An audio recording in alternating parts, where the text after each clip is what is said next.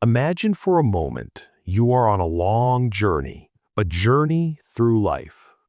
And with every conflict, every insult, every time someone has wronged you, you pick up a stone and put it in your backpack. This is not just a metaphor, it is the weight of every grudge you've ever held.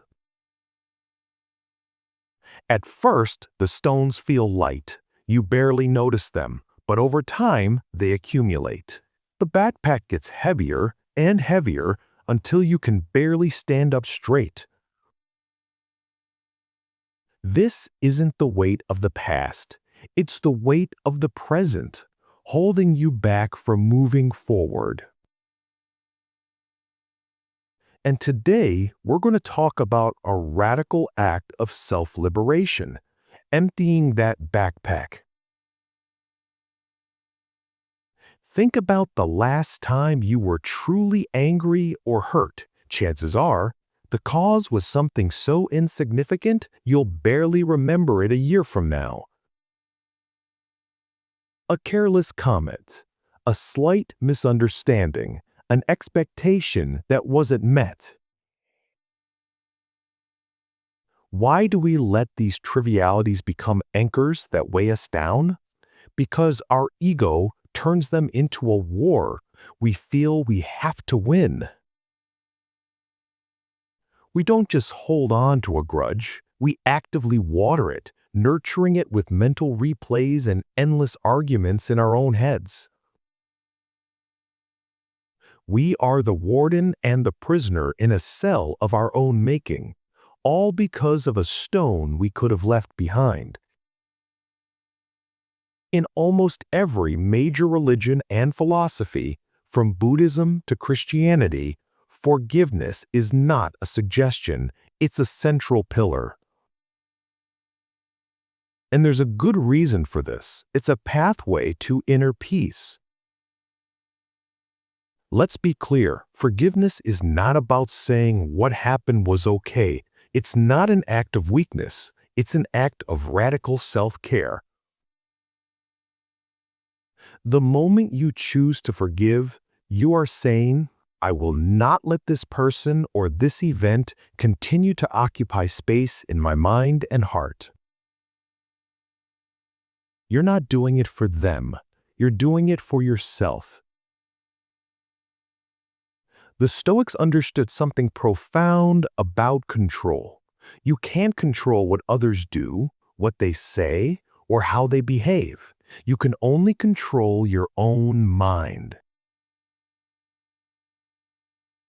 Holding a grudge is an attempt to control an external past event, a fight you will never win.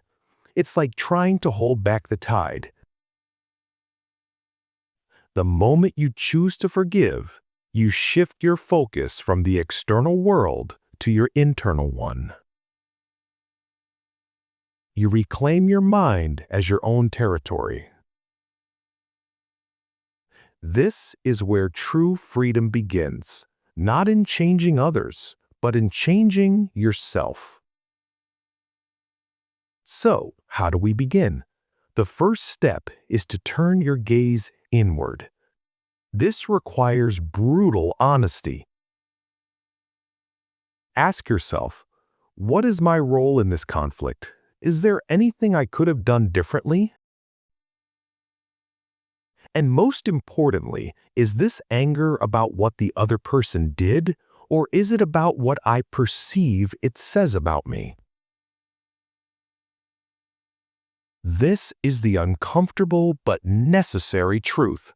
Often, a conflict with another person is simply a reflection of an unresolved conflict within ourselves.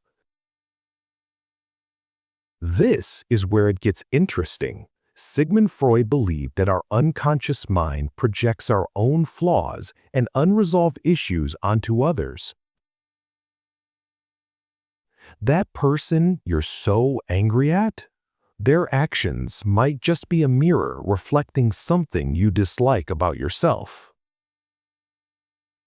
The unforgiving behavior you condemn in them might be the same unforgiving behavior you use against yourself every single day.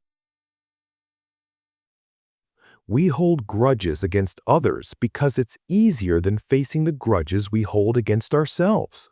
But true peace requires a truce with your own mind. The final step is the active practice of release. Start small. Take a moment to sit quietly and bring the person or situation to mind. Acknowledge the feeling without judgment. You are not your anger. You are not your frustration. You are the one who is witnessing it. Then, take a deep breath and visualize yourself consciously placing that stone on the ground. Feel the relief, even if it's just a little bit. You are not forgetting. You are simply choosing not to carry it anymore. Repeat this ritual as often as necessary until your backpack is finally empty. The journey of a philosopher is not about having all the answers. It's about asking the right questions and having the courage to face what you find. The art of forgiveness is the art of self-liberation. It's the ultimate act of reclaiming your inner peace and freeing yourself from the chains of the past. This is a shared journey of reflection, of growth, and of practical application.